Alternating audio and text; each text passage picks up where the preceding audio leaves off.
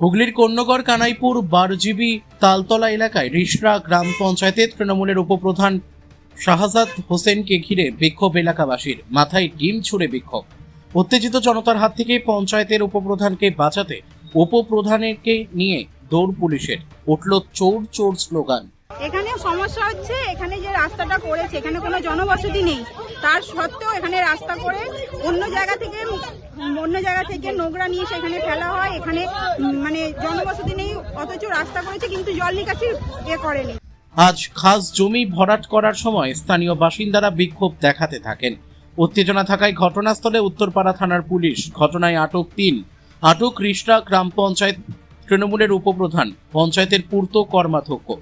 এলাকাবাসীর অভিযোগ, খাস জমি দখল করে নিয়ে বিক্রি, নিকাশি বেহাল দশার ফলে জল জমে এলাকায়।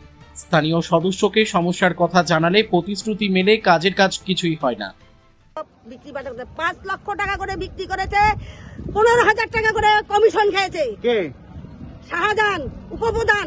কোন পঞ্চায়েতে? রিষড়া পঞ্চায়েত। ব্যুরো রিপোর্ট, আরোহী নিউজ বাংলা।